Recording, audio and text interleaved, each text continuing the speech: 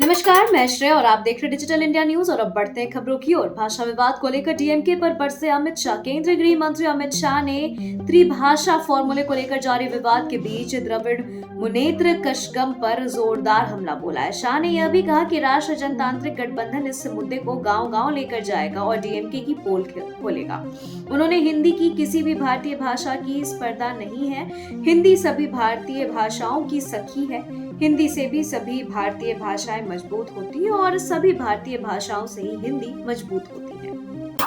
Tariff पर लगातार धमकी दे रहे ट्रंप, यूएस ने लिया क्या एक्शन? अमेरिका की ओर से भारत पर कोई पारस्परिक टैरिफ नहीं लगाया गया है। नरेंद्र मोदी सरकार ने शुक्रवार को संसद में यह जानकारी दी। राज्यसभा में एक प्रश्न के जवाब में वाणिज्य और उद्योग राज्य मंत्री जितिन प्रसाद ने कहा कि यूएस ने बीते 13 फरवरी को पारस्परिक व्यापार और टैरिफ पर एक ज्ञापन जारी किया। इसमें वाणिज्य सचिव और अमेरिकी व्यापार प्रतिनिधि को यह जांच करने का निर्देश दिया गया कि व्यापारिक भागीदारों के गैर पारस्परिक व्यापार समझौते से अमेरिका को नुकसान हुआ है और या नहीं। इस तरह प्रत्येक व्यापारिक भागीदारी को लेकर रिपोर्ट पेश की जाएगी। कश्मीर में आतंकी घुसकर करते थे बम धमाके, बोलने में डरती थी तब की सरकार। राज्यसभा में अमित शाह। केंद्रीय गृह मंत्री अमित शाह ने शुक्रवार को राज्यसभा में जम्मू कश्मीर में आतंकवाद को लेकर पहले की केंद्र सरकार पर निशाना साधा। अमित शाह ने कहा कि पहले कश्मीर में आए दिन पड़ोसी देश से आतंकी घुसकर बम धमाके किया करते थे। एक भी त्योहार ऐसा नहीं था जो कि चिंता के बगैर जाता था, लेकिन तब केंद्र सरकार का रवैया लचीला होता था, बोलने में डर लगता था, वोट बैंक का डर था।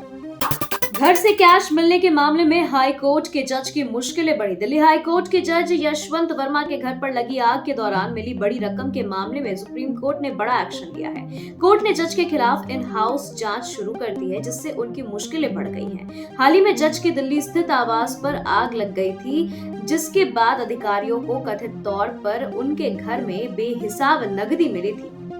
संसद में उठा जस्टिस वर्मा का मामला, तो ऐसा क्यों बोल पड़े सभापति धनखड़। दिल्ली हाई कोर्ट ने जज जस्टिस यशवंत वर्मा के सरकारी आवास से कथित तौर पर करोड़ों रुपए नकद बरामद होने से लोग अचरज में हैं। कांग्रेस के जयराम रमेश ने यह मुद्दा उठाए तो न्यायिक जवाबदेही पर सभापति से जवाब मांगा और इलाहाबाद उच्च न्यायालय के एक न्यायाधीश के खिलाफ महाभियोग के संबंध में लंबित नोटिस के बारे में याद दिलाया। इस पर सभापति जगदीप धनखड़ ने कहा कि वह इस मुद्दे पर एक व्यवस्थित चर्चा आयोजित करने का रास्ता निकालेंगे। मनीष सिसोदिया को दी गई पंजाब की जिम्मेदारी। पिछले महीने विधानसभा चुनाव में अपने गढ़ दिल्ली में हार जाने के बाद आम आदमी पार्टी ने शुक्रवार को संगठनात्मक फेरबदल की घोषणा करते हुए पूर्व मंत्री यानी सौरभ भारद्वाज को अपनी दिल्ली इकाई का नया अध्यक्ष और वरिष्ठ नेता मनीष सिसोदिया को पंजाब पार्टी मामलों का प्रभारी नियुक्त किया है।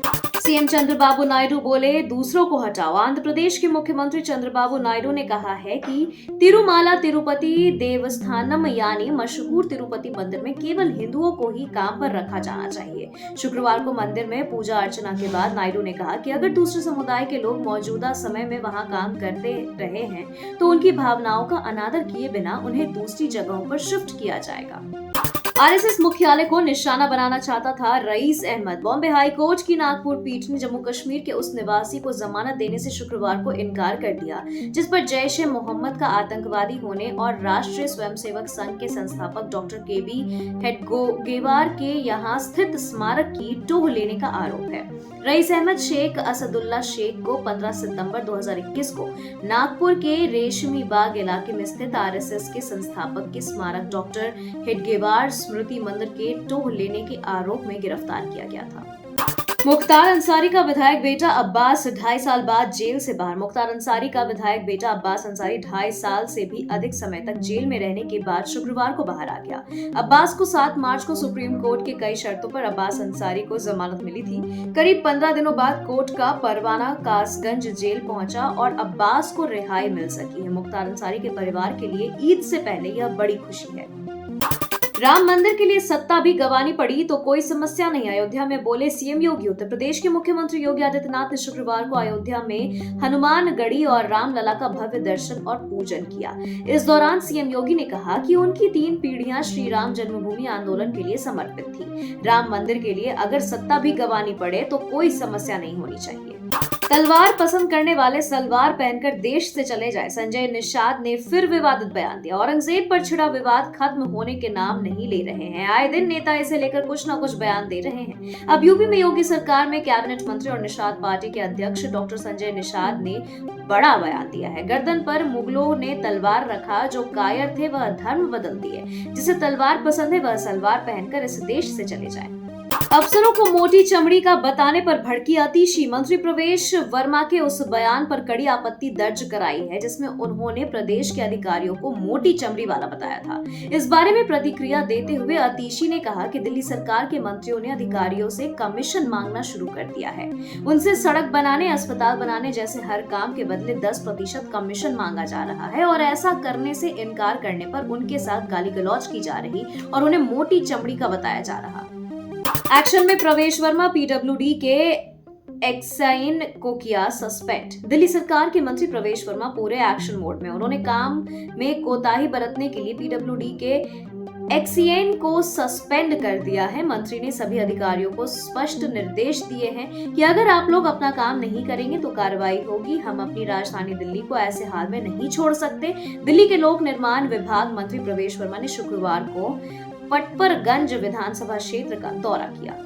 10 साल में अधिकारियों की खाल मोटी हो गई, दिल्ली के अफसरों पर बोले प्रवेश वर्मा। दिल्ली विधानसभा अध्यक्ष विजेंद्र गुप्ता के बाद अब पीडब्ल्यूडी मंत्री प्रवेश वर्मा ने भी दिल्ली के अफसरों की कार्यशैली पर नाखुशी जताई है। उन्होंने कहा कि पिछले 10 सालों में अफसरों की चमड़ी मोटी हो गई है, लेकिन हम भी इनसे काम करवा के ही रहेंगे। वही काम में ढलाई बरतने वाले अधिकारियों पर सख्त से सख्त कार्रवाई भी होगी। प्रवेश वर्मा ने कहा कि कई मुद्दे हैं।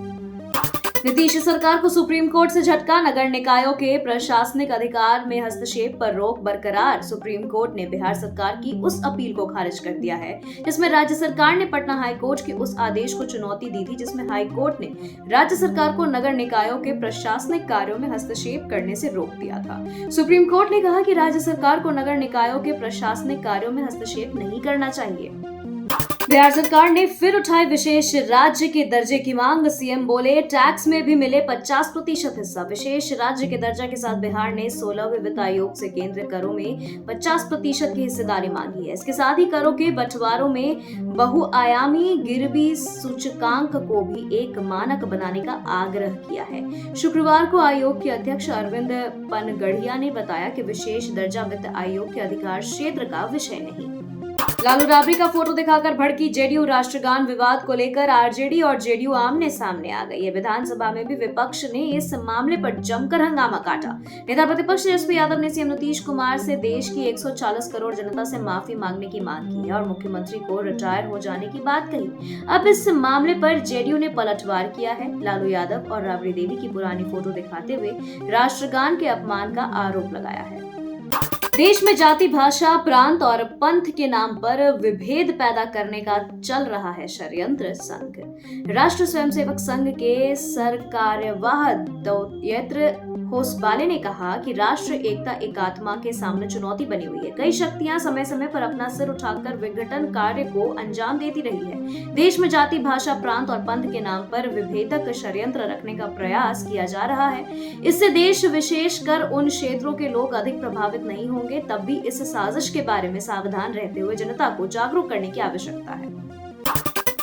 झारखंड विधानसभा में आपस में उलझे 2 मंत्री, टोकने पर कहा हर बात में फुदकते रहते हैं। झारखंड विधानसभा में बजट सत्र की कार्रवाई के दौरान शुक्रवार को उस वित्त अजीबोगरीब स्थिति बन गई जब सत्ता पक्ष के ही 2 सदस्य आपस में उलझ गए और बहस करने लगे। यह घटना उस वक्त हुई जब स्वास्थ्य मंत्री एक कांग्रेस विधायक द्वारा पूछे गए सवाल का जवाब दे रहे थे। इसी दौरान संसदीय कार्य मंत्री ने बीच में खड़े होकर उन्हें ठीक से जवाब देने की सलाह दी तो स्वास्थ्य मंत्री को बुरा लग गया और उन्होंने कहा कि वे हर बात में फुदकते रहते हैं।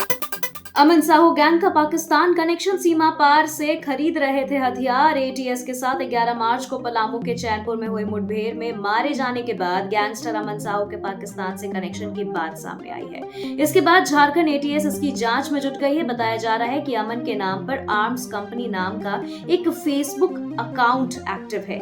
एटीएस की तफ्तीश में यह बात सामने आई है कि यह अकाउंट पाकिस्तान के पेशावर से हजरत उल्लाह खान हैंडल करता है जो खुद को पाकिस्तान का नागरिक बताता है। ट्रंप की धमकी पर आग बबूला हुए खामनेई। अमेरिका के राष्ट्रपति डोनाल्ड ट्रंप ने बीते सप्ताह मिडिल ईस्ट में हूती विद्रोहियों के खिलाफ बड़ी जंग छेड़ते हुए ईरान को चेतावनी जारी कर दी थी। अब ईरान ने ट्रंप के आरोपों का जवाब दिया है। ईरान के सर्वोच्च नेता अयातुल्लाह अली खामनेई ने शुक्रवार को कहा है कि ईरान को जंग लड़ने के लिए किसी प्रॉक्सी की जरूरत नहीं है और यमन के हूती अपने खुद के उद्देश्यों को पूरा करने के लिए काम करते हैं। खामनेई ने एक बयान में कहा है कि अमेरिकी बड़ी गलती करते हैं, वे क्षेत्रीय विद्रोहियों को ईरानी प्रॉक्सी कहते हैं। हाथों में बैनर, दिलों में गुस्सा। इजराइल में सड़कों पर जनसैलाब। इजराइल की सड़कों पर जबरदस्त उलबाल देखने को मिल रहा है। हजारों लोग हाथों में बैनर और झंडे लिए नेतन्याहू सरकार के खिलाफ प्रदर्शन कर रहे हैं। इनका साफ कहना है कि प्रधानमंत्री बेंजामिन नेतन्याहू की सरकार लोकतंत्र पर हमला कर रही है और गाजा में युद्ध को राजनीतिक फायदे के लिए खींच रही है। हाथों में इजरायली झंडा और गाजा में बंधकों की रिहाई के लिए तख्तियां लिए लोग सरकार के खिलाफ नारेबाजी कर रहे हैं। इजराइल हमास की लड़ाई के शिकार हो बच्चे, 200 से अधिक मासूमों की मौत। संयुक्त राष्ट्र बाल कोष यानी यूनिसेफ ने कहा कि इजरायली हमलों के परिणाम स्वरूप मंगलवार से अब तक गाजा पट्टी में कम से कम 200 बच्चे मारे गए हैं। गाजा में यूनिसेफ की अधिकारी रोसालिया बोलेन ने गुरुवार को अल जजीरा प्रसारक में कहा कि 18 मार्च की सुबह से भारी गोलीबारी फिर से शुरू होने के बाद से अब तक 200 से अधिक बच्चे मारे गए। इजराइल ने 3 दिन में मारे 600 लोग। दक्षिण और उत्तर से हो रहे हमले। गाजा पट्टी में इजरायली सेना ने ताजा सैन्य अभियान ने क्षेत्र में भारी तबाही मचाई है। पिछले 3 दिनों में इजराइल के हवाई और जमीनी हमलों में लगभग 600 लोगों की जान चली गई है। इजरायली सेना ने गाजा के दक्षिणी और उत्तरी हिस्सों में एक साथ आक्रमण शुरू किया है, जिसके बाद इलाके में स्थिति और भी तनावपूर्ण हो गई है। इजराइल की सेना का कहना है कि दक्षिणी गाजा के राफा पर जमीनी आक्रमण चल रहा है और सैनिक बेत लाहिया शहर और मध्य क्षेत्रों के पास उत्तर की ओर बढ़ रहे हैं। हमास की कैद से छूटे इजरायली बंधक ने क्या बताया? गाजा में एक बार फिर जंग छिड़ चुकी है। जनवरी में दोनों पक्षों के बीच हुए संघर्ष विराम समझौते के तहत हमास ने कुछ इजरायली बंधकों को रिहा किया था। गुरुवार को संयुक्त राष्ट्र सुरक्षा परिषद में बोलते हुए एली शराबी ने कैद की भयानक तस्वीरों को याद करते हुए अपना गुस्सा जाहिर किया है। एली शराबी ने बताया कि जब उसे रिहा किया गया तो उसका वजन महज 44 किलो हो चुका था। दावा किया है कि कैद के दौरान उसे भूखा रखा गया, पीटा गया और जंजीरों से बांधा गया। खबरों के सिलसिलों में फिलहाल इतना ही। बने रहे डिजिटल इंडिया न्यूज के साथ। नमस्कार।